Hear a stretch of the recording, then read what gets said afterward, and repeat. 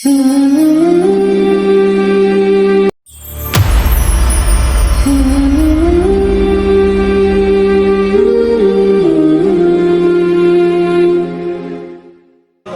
سے تک رہی ہوں، اے میرے آنے والے لال، آتے ہی اپنے رب سے کیا باتیں کر رہے ہو؟ آتے ہی اپنے پروردگار کی بارگاہ میں جبیں جھکا دی۔ ایسے تو مجھے نبی مبارکباد نہیں دے رہے تھے، ایسے تو تم پر سلام نہیں بھیجے جا رہے تھے، واقعی تو ہے ہی شان والا۔ میں سوچ رہی ہوں، ارے سجدے میں آنے والا جو آتے ہی اپنے رب کو راضی کرنے میں لگ گیا، ارے یہ کیسا ہوگا؟ میں دل میں سوچ رہی ہوں کہ میرے بیٹے نے میرے دل کی آواز کو شاید پڑھ لیا۔ اچانک سر سے سجدہ مبارک سے سر مبارک اٹھایا، اب بھی سر آسمان کی جانب ہے اور میں حضور کے حسن میں گم ہو گئی۔ ایسی آنکھیں کسی کی نہ دیکھی تھی، ایسا حسن کسی کا نہ دیکھا تھا، اور انگشت شہادت آسمان کی جانب اٹھی ہوئی ہے اور ہونٹ ہل رہے ہیں۔ میں کہا میں صدقے جاؤں، میں واری جاؤں، میرے لال تو کیا کہہ رہا ہے؟ کیا اپنے رب سے فریادیں کرائے؟ میں نے کان لگایا تو آواز آ رہی تھی، رب حبلی امتی، رب حبلی امتی، رب حبلی امتی۔ اے اللہ میری امت کا سوال ہے، اے اللہ میری امت کی بخشش فرما دے، اے اللہ میری امت کی بخشش فرما دے، اے اللہ میری امت کی بخشش فرما دے۔ مولانا جمیل احمد قادری رحمت اللہ علیہ فرماتے ہیں، رب حبلی امتی کہتے ہوئے پیدا ہوئے، رب حبلی امتی کہتے ہوئے پیدا ہوئے، رب نے فرمایا کہ بخشا الصلاۃ والسلام، رب نے فرمایا کہ بخشا الصلاۃ والسلام۔ مزید مختصر کرتا ہوں اس کو، اتنی پیار، اتنا محبت امت کے ساتھ۔ توجہ کیجیے، ایک دن نبی پاک صلی اللہ علیہ وسلم آرام فرما رہے ہیں، جبرائیل امین آ گئے، عرض کیا یا رسول اللہ صلی اللہ علیہ وسلم، آپ تو آرام فرما رہے ہیں اور آپ کا رب آپ کو کچھ دکھانا چاہتا ہے، میرے ساتھ بطحائے مکہ کی وادی میں چلیے۔ حضور کو لے کر بطحائے مکہ کی وادی میں آئے۔ نبی پاک صلی اللہ علیہ وسلم نے اتنے انبار، پہاڑوں سے بلند و بالا ڈھیر، آقا نے فرمایا حالانکہ جانتے ہیں، اے جبریل کیا ہے یہ؟ عرض کہ یا رسول اللہ یہ آپ کی امت کے صغیرہ کبیرہ گناہ، اتنا تو ہم بھی اپنے گناہوں پہ نہیں روتے۔ نبی پاک صلی اللہ علیہ وسلم نے رونا شروع کر دیا، اے جبریل جلدی سے جاؤ، میرے پروردگار سے پوچھو، میرے محبوب رب العالمین سے پوچھو، ان گناہوں کی بخشش کا کیا ذریعہ ہو سکتا ہے، کیسے بخشے جا سکتے؟ اللہ تعالیٰ محبت برا پیغام بھیجتا ہے، اے میرے محبوب صلی اللہ علیہ وسلم، یہ تو آپ کے اوپر ہے، اگر آپ آدھی رات جاگو گے آپ کی امت کے آدھے گناہ معاف کر دوں گا، رات کے 3 حصے جاگو گے آپ کی امت کے 3 حصے کے گناہ معاف کر دوں گا، ساری رات جاگو گے آپ کی امت کے سارے گناہ معاف کر دوں گا۔ اب محبوب نے یہ نہیں کہا مولا کرے کوئی بھرے کوئی، یہ تو کوئی انصاف نہیں ہے، نہیں ہرگز نہیں ہے۔ اللہ یہی تو فرماتا ہے، کوئی دولت کا چاہنے والا، کوئی مال کا چاہنے والا، کوئی بچوں کا چاہنے والا، کوئی اقتدار کا چاہنے والا، لیکن میرا محبوب حریص علیکم بالمؤمنین رؤوف رحیم، میرا نبی تمہیں چاہنے والا ہے۔ اب حضور علیہ السلام نے کیا جواب عرض کیا، اے مورا اگر بات میرے اوپر ہے تو میں اپنی امت کے لیے ساری رات جاگوں گا، بستر گول کر دیا، بستر باندھ کر رکھ دیا، مصلی بچھا لیتے، ساری رات طویل قیام، طویل رکوع، طویل سجدے، رو کر اللہ کو مناتے رہتے، اے اللہ میری امت گناہگار ہے، اس کو بخش دے، تو غفار ہے، تو رحیم ہے، تو کریم ہے۔ میں آپ سے سوال کروں، آپ اور میں، کوئی وزیر ہو، کوئی امیر ہو، کوئی ریڑھی مان ہو، کوئی مزدور ہو، جب وہ بھی رات کی باد نسیم چلتی ہے نا، اس کا بھی دل چاہتا ہے میں آرام کر لوں، لیکن یہ محبوب ہیں، وجہ تخلیق کائنات ہیں، جن کے لیے خدا فرماتا ہے لولا کلمہ اظہرت ربوبیہ، میں اپنا رب ہونا بھی ظاہر کرتا، ہمارے لیے بستر کو گول کر دیا اور رات جاگتے ہیں۔ خود رب العالمین جو بات کر چکا ہے، ارشاد فرماتا ہے محبوب کے پاؤں مبارک پر ورم آ گئے، سوج گئے، زخمی ہو گئے، یہ مشقت برداشت نہ ہوئی، ارشاد ہوا یا ایھا المزمل قم اللیل الا قلیلا نصفہ او انقص منہ قلیلا او زد علیہ ورتل القرآن ترتیلا۔ اے مزمل کی چادر اوڑھنے والے میرے محبوب، رات کا کچھ حصہ نصف کے قریب یا کچھ بڑھا لیجئے یا کچھ کم کر لیجئے، کچھ آرام بھی کیا کیجئے، آپ تو ساری رات جاگتے رہتے ہیں۔ اللہ تبارک و تعالیٰ فرماتا ہے قرآن کو پڑھیں خوب ٹھہر ٹھہر کر، ہمیں آپ سے پڑھنا بڑا اچھا لگتا ہے، اے میرے محبوب صلی اللہ علیہ وسلم تو آرام بھی کر لیں۔ عرض کیا اے میرے مولا، رات کا قیام تو کہتا ہے معاف ہو گیا، آرام بھی کر لو، لیکن جب امت کے گناہ یاد آتے ہیں مجھے چین نہیں آتا، مجھے نیند نہیں آتی۔ اللہ رب العزت فرماتے ہیں اے محبوب پھر تجھے آج معراج کراتے ہیں، تجھے عرش پہ بلاتے ہیں، پھر وہاں تمہیں ہم دکھاتے ہیں، تیری امت کے گناہ بھی تُو نے دیکھ لیے، پھر اپنی رحمت کے دریا بھی تجھے دکھاتے ہیں، پھر دیکھنا کمپیریزن کرنا میرے محبوب کہ تیری امت کے گناہ زیادہ ہیں یا میری رحمت کے دریا زیادہ ہیں۔ اب محبوب معراج پر گئے، بڑا لمبا سفر ہے، میں اس کو شارٹ کٹ کرتا ہوں۔ فکان کعبہ قوسین او ادنیٰ سے بھی آگے اپنے رب کو بغیر حجاب کے دیکھ رہے ہیں۔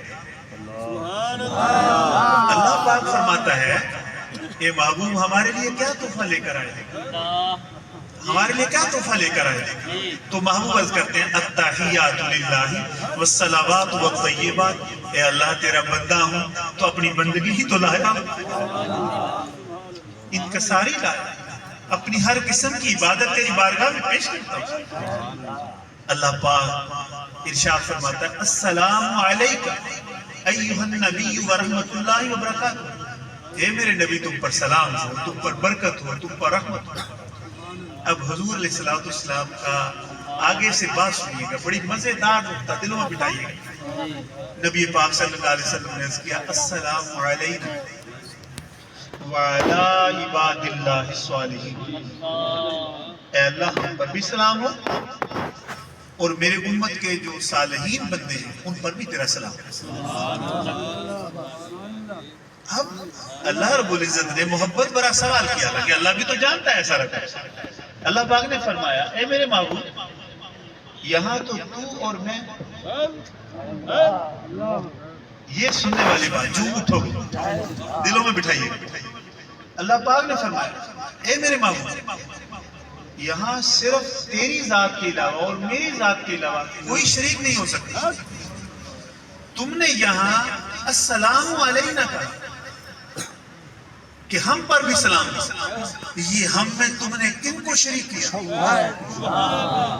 یہ ہم کہہ کے تم نے کس کو شریک کر لیا؟ اے میرے محبوب اس رات سے پردہ اٹھاؤ، فرشتوں کو خدا بتانا چاہتا ہے۔ اب محبوب صلی اللہ علیہ وسلم کا جواب سنو۔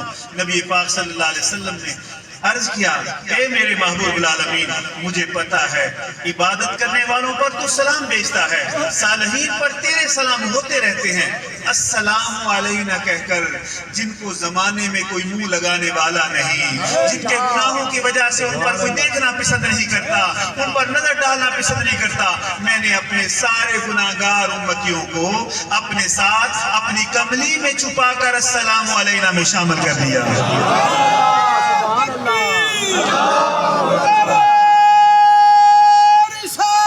یا رسول اللہ سرکار کی آمد، علی کی آمد، کی آمد، عصر میلاد النبی۔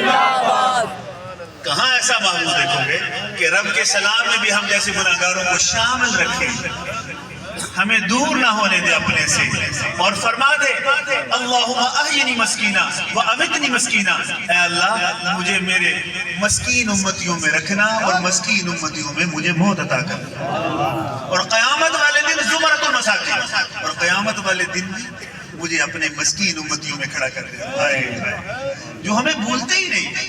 کتنی بڑی بات ہے، کتنا بڑا میرے محبوب صلی اللہ علیہ وسلم، ہر جو اللہ نے شان عطا فرمائی اس میں اپنی امت کو شامل کر لیا۔ نبی پاک صلی اللہ علیہ وسلم نے صحابہ کرام رضوان اللہ علیہم اجمعین کو فرمایا، اے میرے غلاموں، اللہ رب العزت نے ہر نبی کو ایک ایک دعا دی کہ تم جو بھی مانگو گے تمہیں ملے گا، ایک ایک دعا۔ ویسے تو اللہ کا نبی جو بھی دعا مانگے اللہ قبول فرماتا ہے، رد نہیں کرتا، لیکن بطور اسپیشلسٹی ایک دعا دی کہ جو بھی مانگو گے تمہیں ملے گا۔ نبی پاک صلی اللہ علیہ وسلم نے فرمایا اللہ نے مجھے اپنا حبیب ہونے کے ناطے 3 دعائیں عطا فرمائیں، 3 دعائیں عطا فرمائیں۔ سب نبیوں نے اپنی اپنی ایک ایک دعا جو ان کو ملی تھی انہوں نے دنیا میں کر لی، اور میں نے بھی 2 دعائیں مانگ لی، ایک دعا میں نے آخرت کے لیے رکھ لی۔ صحابہ کرام حیرت سے عرض کرتے ہیں یا رسول اللہ دنیا میں آپ نے کیا مانگا؟ دنیا میں آپ نے اللہ رب العزت سے کیا طلب کیا؟ تو محبوب کا جواب سنیے، قربان جاؤں آقا کے، نبی پاک صلی اللہ علیہ وسلم نے فرمایا میں نے پہلی دعا میں اپنی امت کو مانگا، یا رسول اللہ دوسری دعا میں اس میں بھی اپنی امت کو مانگا، یا رسول اللہ جو تیسری دعا آپ نے قیامت کے لیے سنبھال کر رکھی اس میں کیا مانگیں گے؟ فرمایا اس میں بھی اپنی امت کو مانگا۔ اسی لیے تو ہم کہتے ہیں نا کسے نو مان دنیا دا کسے نو ہے عبادت دا، کسے نو مان دنیا دا کسے نو ہے عبادت دا، تے مینوں فقط تیرا ہی سہارا یا رسول اللہ، تے مینوں صرف تیرا ہی سہارا یا رسول اللہ، تے مینوں صرف تیرا ہی سہارا یا رسول اللہ۔ یہاں چلتے چلتے ایک اور کوئی بات کر دوں، صحابہ کرام بیٹھے ہیں، نبی پاک صلی اللہ علیہ وسلم بھی تشریف لائے، صحابہ میں بیٹھ کر میلاد مناتے تھے، انبیاء کے ذکر کرتے تھے، محفلیں سجاتے تھے، ان کے رنگ ڈھنگ ہوتے تھے، جب بھی فارغ ہوتے تھے تو اس طرح کی محفلیں سجا لیتے تھے۔ تو صحابہ کرام رضوان اللہ علیہم اجمعین بھی محفل سجائے بیٹھے ہیں، تو ایک صحابی نے فرمایا کہ اللہ تبارک و تعالیٰ نے حضرت سیدنا ابراہیم کو خلیل اللہ بنایا۔ دوسرے نے کہا کہ اللہ رب العزت نے حضرت سیدنا موسیٰ علیہ السلام کو کلیم اللہ بنایا۔ تیسرے نے کہا کہ اللہ تبارک و تعالیٰ نے حضرت سیدنا عیسیٰ علیہ السلام کو روح اللہ اور کلمۃ اللہ بنایا۔ چوتھے نے کہا کہ اللہ تعالیٰ نے حضرت سیدنا آدم علیہ نبیان علیہ السلام کو بلند مرتبہ عطا فرمایا۔ نبی پاک صلی اللہ علیہ وسلم سن رہے تھے، سماعت فرما رہے تھے، آپ نے فرمایا میں نے سنا تم نے کہا کہ اللہ نے ابراہیم کو خلیل بنایا، بے شک وہ ایسی تھی۔ تم نے کہا کہ موسیٰ کو کلیم اللہ بنایا، بے شک وہ ایسی تھی۔ تم نے کہا کہ عیسیٰ کو اللہ نے روح اللہ اور کلمۃ اللہ بنا، بے شک وہ ایسی تھی۔ تم نے کہا اللہ تعالیٰ نے آدم کو بلند مرتبہ دیا، بے شک وہ ایسے ہی تھے۔ الا وانا حبیب اللہ، خبردار سن لو لیکن میں اللہ کا حبیب ہوں۔ ولا فخر، مجھے اس بات پر کوئی فخر نہیں ہے۔ پھر فرمایا کہ قیامت والے دن لوال حمد کا پرچم میرے ہاتھ میں ہوگا۔ ولا فخر، مجھے اس بات پر کوئی فخر نہیں۔ آدم علیہ السلام سے لے کر عیسیٰ علیہ السلام تک سارے نبی اس میرے پرچم کے نیچے ہوں گے۔ ولا فخر، میں اس بات کو فخر کے ساتھ نہیں کہتا، اور سب سے پہلے میں اپنی امت کے لیے شفاعت کروں گا۔ ولا فخر، مجھے اس بات پر کوئی فخر نہیں، میں اپنی امت کو لے کر جنت کا کنڈا کھٹکھٹاؤں گا، اور سب سے پہلے میں جنت میں اپنی امت کو لے کر داخل ہوں گا۔ کسی امت کو، کسی نبی کو اجازت اجازت نہیں ہوگی. ولا فخر, مجھے اس بات پر کوئی فخر نہیں, میں تمہیں جو بتا رہا ہوں اظہار حقیقت کے طور پر بتا رہا ہوں. ہمارے نبی کی شان کے. اچھا, ملا علی قاری علیہ الرحمہ نے بڑا پیار بھرا نکتہ لکھا ہے, یہ سنیے گا. آپ عاشقوں کے نام, آپ عاشقوں کے نام. ملا علی قاری کہتے ہیں کہ حضرت آدم علیہ السلام کو ملائکہ نے سجدہ کیا. شان ہے کہ نہیں؟ ابو البشر ہے, تمام نبیوں کے باپ ہے, تمام مخلوقات کے باپ ہے, یا انسانوں کے باپ ہے, بنی نوع انسان ابو البشر کہلاتا ہے. اگر وہ کسی کے گھر میں آ جائیں بات فخر والی ہے کہ نہیں؟ حضور فرماتے ہیں وہ میرے پرچم کے نیچے ہوں ولا فخر, مجھے کوئی فخر نہیں.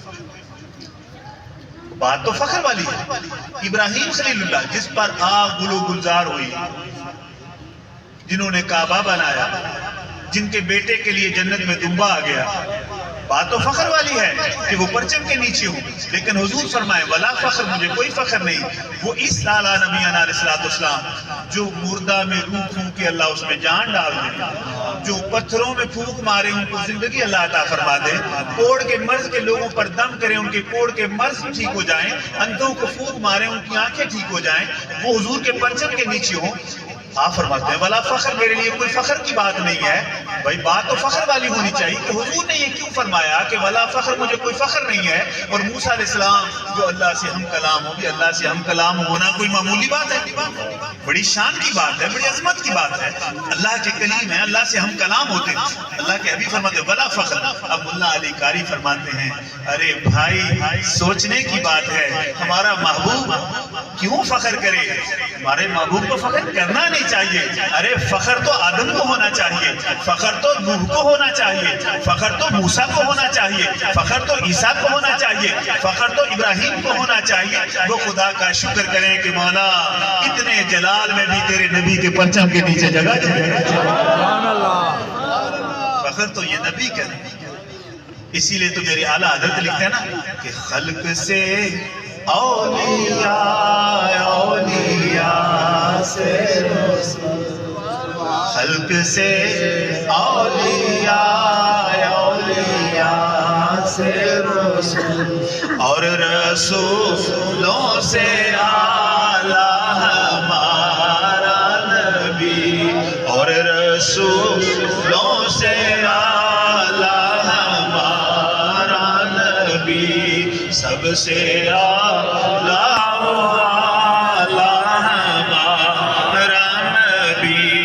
سب سے بالا والا ہمارا نبی.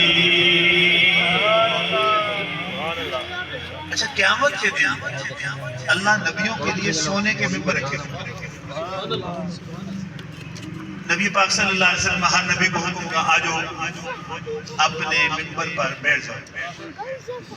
ہر نبی بیٹھ جائے گا شوق سے. سرکار فرماتے ہیں میرا ممبر خالی رہے گا, میں اپنے ممبر پر نہیں بیٹھوں گا. صحابہ کرام نے عرض کیا رسول اللہ آپ کیوں نہیں بیٹھیں گے؟ میرے آقا نے فرمایا اس لیے کہ مبادہ میں ممبر پر بیٹھوں اور نبیوں کی تعداد پوری ہو جائے, اور اللہ رب العزت ممبروں کو حکم دے اے ممبروں اڑتے ہوئے میرے نبیوں کو جنت میں لے جاؤ, میں تو جنت میں چلا جاؤں اور میری امت پیچھے رہ جائے. یہ میری رحمت کو گوارا نہیں.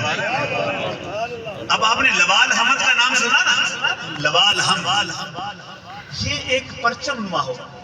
اس کی مختلف شکلیں احادیث میں آتی, لیکن جو اعلیٰ حضرت عظیم البرکت علیہ الرحمہ نے لکھا ہے وہ پرچم 1600 سال لمبا ہوگا. اس کی مسافت 1600 سال. اس کی 3 تنیاں ہوتی, ایک مشرق میں, ایک مغرب میں, اور ایک مجمع میں.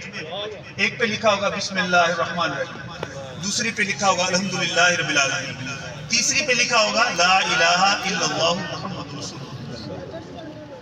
میرے آقا فرمایا میں وہ پرچم میرے ہاتھ میں ہوگا, آدم علیہ السلام سے لے کر عیسیٰ علیہ السلام تک سارے اس میں کھڑے ہوں گے. سب جن پر اللہ کی مہربانی ہوگی وہ میرے پرچم کے نیچے آتا چلا جائے گا. وہ محفوظ و مامون ہوگا, اس بات کی علامت ہوگی. تو صحابہ نے وہاں ایک سوال کیا, اس کے یا رسول اللہ صلی اللہ علیہ وسلم آپ اپنی جنگوں میں غزوات میں اکثر اپنا پرچم مولا علی کو عطا فرما دیتے ہیں، وہ لوال حمد آپ کسے عطا فرمائیں گے؟ تو محبوب نے فرمایا قیامت کا دن ہوگا، لوال حمد میرے ہاتھوں میں ہوگا، میں کہوں گا علی آ جاؤ، میں فرماؤں گا علی آ جاؤ، اور علی اس حال میں آئیں گے کہ ان کے دائیں طرف امام حسن علیہ السلام، بائیں جانب حضرت امام حسین علیہ السلام ہوں گے، وہ میرے پاس پہنچیں گے اور میں علی کے وہ پرچم حوالے کر کے خود امت کی بخشش کے لیے عرش معلیٰ کے نیچے چلا جاؤں۔ اور شاعر نے یہاں بڑا خوبصورت لکھا ہے کہ حضرت علی بھی جب آئیں گے، کیونکہ اللہ کا قرآن فرماتا ہے کہ قیامت والے دن حکم ہوگا کہ جاؤ اپنے اپنے اماموں کے پیچھے ہو جاؤ، تو غوث کتب ابدال، اس وقت تک غوث کتب ابدال اور ولی نہیں بنتے جن پر مولا علی مہر نہیں لگاتے ولایت کی، تو آپ جب آئیں گے تو کتنے غوث کتب ابدال آپ کے پیچھے ہوں گے۔ تو شاعر لکھتا ہے کہ جدوں آئے حیدر قرار ویکھنا،